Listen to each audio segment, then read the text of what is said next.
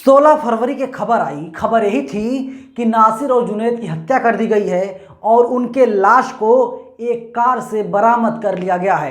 इसके बाद अफवाहों का बाजार गर्म हो गया और कहा जाने लगा जो गोरक्षक है मोनू मानेसर ने इन लोगों की हत्या की है। लेकिन सच्चाई ये है कि अब तक ना तो राजस्थान पुलिस ने मोनू मानेसर को डिटेन किया, हिरासत में लिया है और ना ही उसे आरोपी बनाया है। वहीं जो रिंकू सैनी हैं फिलहाल उनको जेल भेज दिया गया है। लेकिन अब खबर सामने आ रही है कि एक पत्रकार को इसी मामले में राजस्थान पुलिस के द्वारा गिरफ्तार कर लिया गया।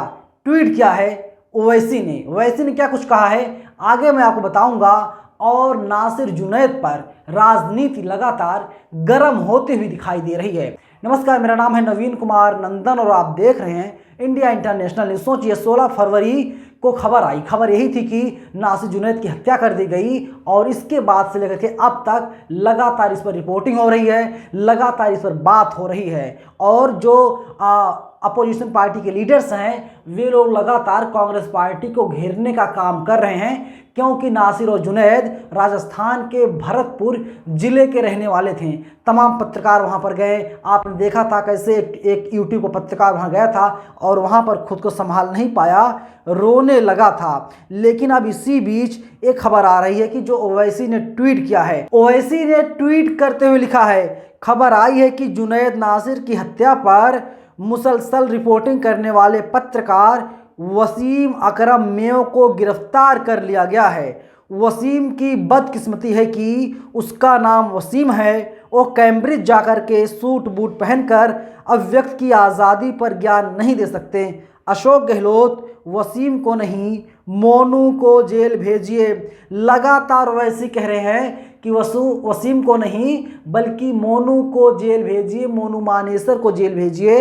मोनू मानेसर ने ही नासिर और जुनैद की हत्या की है, लेकिन पुलिस मानने के लिए तैयार नहीं है। फिलहाल कई आरोपी ऐसे हैं जिनको पुलिस ने हिरासत में लिया था।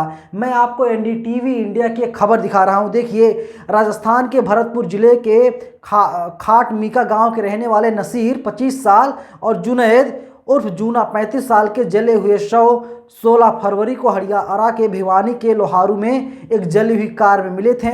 इस मामले में मृतकों के परिवार वालों ने आरोप लगाया था कि नासिर और जुनैद की हत्या गौरक्षकों द्वारा अगवा किए जाने के बाद की गई थी। अब इस मामले में नई जानकारी सामने आई है। दोनों की हत्या करने वाले 5 गोरक्षकों में से 3 ने पशु तस्करी पर नकेल कसने के लिए पुलिस के लिए मुखबिरी का भी काम किया था। इस मामले में 5 आरोपी अनिल, श्रीकांत, रिंकू सैनी, लोकेश सिंगला और मोहित यादव उर्फ मोनू मानेसर हैं। प्राथमिकी के मुताबिक इनमें से रिंकू सैनी, लोकेश सिंगला और श्रीकांत मवेशी तस्करों पर छापेमारी के दौरान हरियाणा पुलिस की टीमों के साथ जाते थे।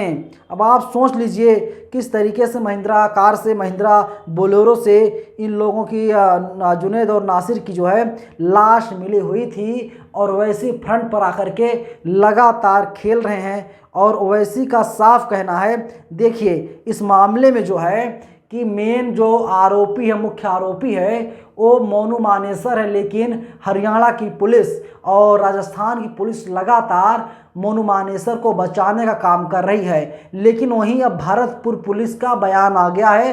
राजस्थान की पुलिस ने ट्वीट करके जानकारी दी है कि देखिए ओवैसी जी, वसीम अकरम में और कामिल खान के खिलाफ धरने पर बैठने के संबंध में पुलिस ने कोई कार्रवाई नहीं की है।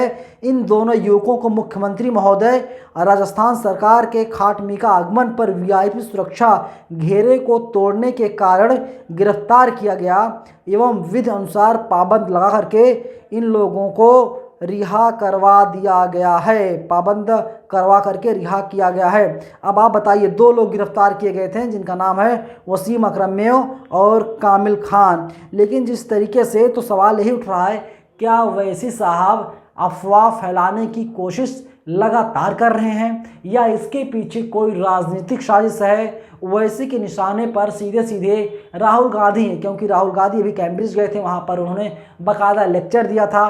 तकरीबन 1.25 घंटे का पूरा राहुल गांधी का लेक्चर था और राहुल गांधी वहां पर भारत जोड़ो यात्रा की बात कर रहे थे।